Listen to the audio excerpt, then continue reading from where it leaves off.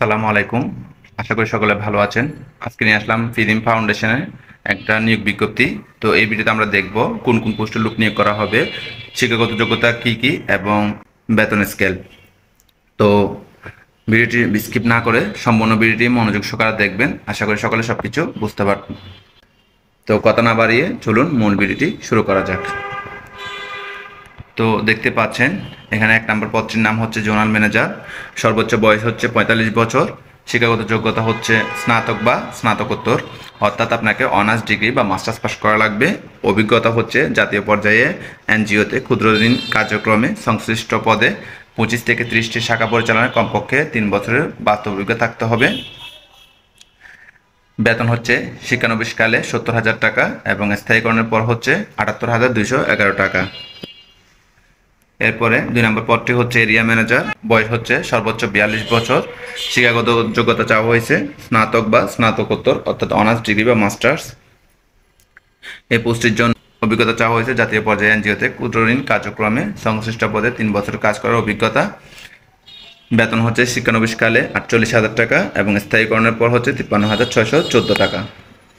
এরপরে 3 নম্বর পদটির নাম হচ্ছে শাখা ব্যবস্থাপক। বয়স চাওয়া হয়েছে সর্বোচ্চ 38 বছর। শিক্ষাগত যোগ্যতা চাওয়া হয়েছে স্নাতক বা স্নাতকোত্তর। অভিজ্ঞতাও সেম, জাতীয় পর্যায়ে এনজিওতে ক্ষুদ্র ঋণ কার্যক্রমে সংশ্লিষ্ট পদে কমপক্ষে 3 বছর কাজের অভিজ্ঞতা থাকতে হবে। এই পোস্টের জন্য বেতন হচ্ছে শিক্ষানবিশকালে 34,000 টাকা এবং স্থায়ীকরণের পর 40,890 টাকা। এরপর পোস্টটি হচ্ছে হিসাবরক্ষক। বয়স চাওয়া হচ্ছে সর্বোচ্চ 35 বছর। শিক্ষাগত যোগ্যতা হচ্ছে স্নাতক বা স্নাতকোত্তর অ্যাকাউন্টিং, ফিন্যান্স বা ম্যানেজমেন্ট, অর্থাৎ অ্যাকাউন্টিং, ফিন্যান্স বা ম্যানেজমেন্ট ডিপার্টমেন্ট থেকে আপনাকে অনার্স বা মাস্টার্স পাস করা লাগবে অথবা ডিগ্রি পাস করলেও হবে। জাতীয় পর্যায়ে এনজিওতে ক্ষুদ্র ঋণ কার্যক্রমে সংশ্লিষ্ট পদে 2 বছরের কাজ করার অভিজ্ঞতা। এছাড়াও কম্পিউটার জানা লাগবে এবং হিসাব রক্ষকের কাজের পাশাপাশি সীমিত সংখ্যক সমিতি পরিচালনার দায়িত্ব পালন করতে হবে। এই পোস্টের জন্য বেতন নির্ধারণ করা হয়েছে স্থায়ীকরণের পর 30,687 টাকা। এরপর পোস্টটি হচ্ছে এন্টারপ্রাইজ অফিসার। এই পোস্টের জন্য সর্বোচ্চ বয়স হচ্ছে 35 বছর। শিক্ষাগত যোগ্যতা হচ্ছে স্নাতক বা স্নাতকোত্তর। এই পোস্টের জন্য অভিজ্ঞতা লাগবে জাতীয় পর্যায়ে এনজিওতে ক্ষুদ্র ঋণ কার্যক্রমে 2 থেকে 3 বছরের কাজ করার অভিজ্ঞতা এবং মানসম্মত ওটিআর পাস সহ 1.5 কোটি টাকা ভালো ঋণ স্থিতি নিয়ে কর্মরত থাকতে হবে। এই পোস্টটির বেতন নির্ধারণ করা হয়েছে শিক্ষানবিশকালে 25,000 টাকা এবং স্থায়ীকরণের পর 31,269 টাকা। এরপরে পোস্টটি হচ্ছে ঋণ সংগঠক। অভিজ্ঞতা সম্পন্ন, অর্থাৎ যাদের অভিজ্ঞতা রয়েছে তারা। এই পোস্টটির বয়স সর্বোচ্চ 35 বছর। শিক্ষাগত যোগ্যতা হচ্ছে স্নাতক বা স্নাতকোত্তর। অভিজ্ঞতা হচ্ছে জাতীয় পর্যায়ে এনজিওতে ক্ষুদ্র ঋণ কার্যক্রমে সংশ্লিষ্ট পদে 2 বছরের কাজ করার অভিজ্ঞতা।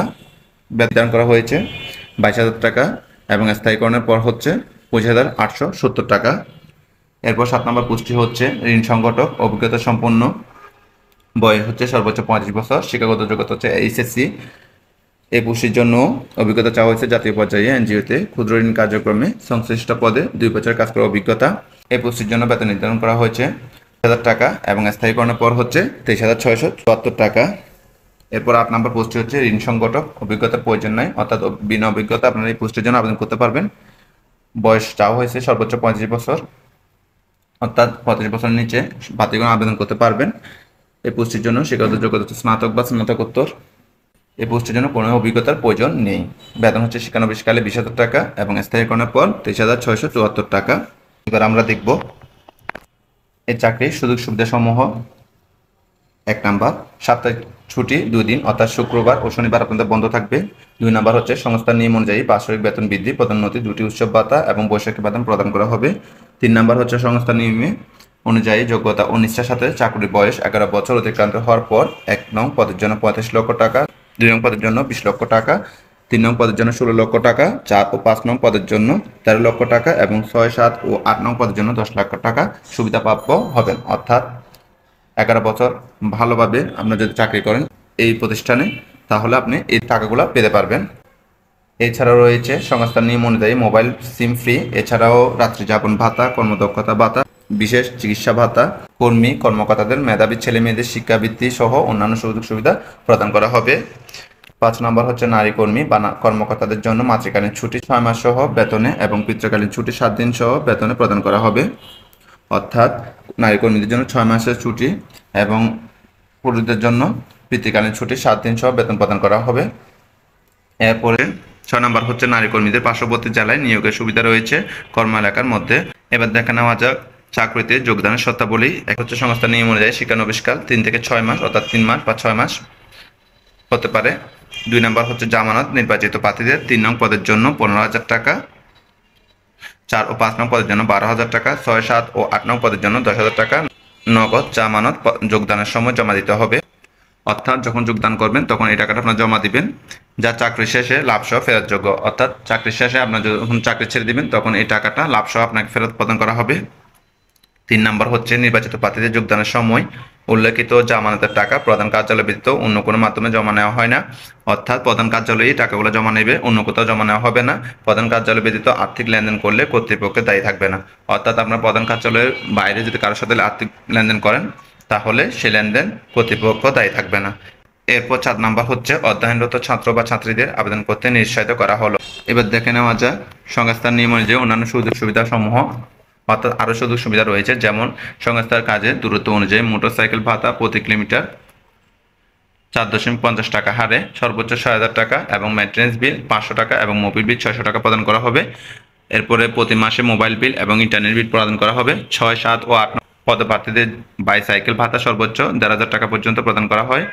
এরপর নারী কর্মী বা কর্মকর্তাদের একক আবাসন ভাতা 1,500 থেকে 2,000 টাকা প্রদান করা হবে এবং পুরুষ কর্মকর্তা বা কর্মীদের ক্ষেত্রে একক আবাসন ফ্রি।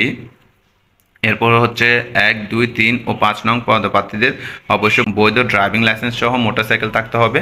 4 নং পদপ্রার্থীদের বৈধ ড্রাইভিং লাইসেন্স সহ মোটরসাইকেল থাকলে অগ্রাধিকার দেওয়া হবে। অর্থাৎ 4 নম্বর পোস্টের হিসাবরক্ষক কাজের জন্য যারা আবেদন করবেন তাদের যদি মোটরসাইকেল থাকে সেক্ষেত্রে সেটা অগ্রাধিকার পাবে।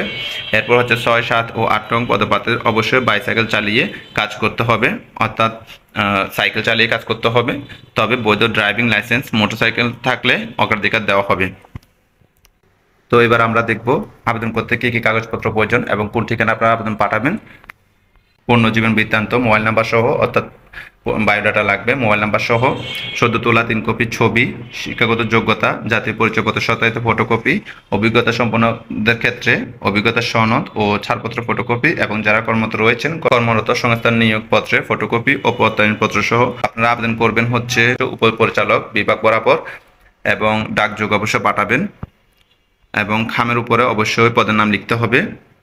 আবেদনপত্র প্রেরণার ঠিকানা হচ্ছে prism foundation, plot A/76, road W1, block A, eastern housing, Pallabi, phase 2, Rupnagar, Mirpur, Dhaka 1216। অর্থাৎ এই ঠিকানায় আপনারা আবেদনপত্র পাঠাবেন। তো আশা করি সকলে সবকিছু বুঝতে পারছেন। যদি কোথাও বুঝতে সমস্যা হয় কমেন্ট বক্সে জানাবেন। তো যদি ভিডিওটি ভালো লাগে তাহলে একটা লাইক দিবেন এবং সাবস্ক্রাইব করে আমার পাশে থাকবেন। তো সকলকে ধন্যবাদ। আসসালামু আলাইকুম।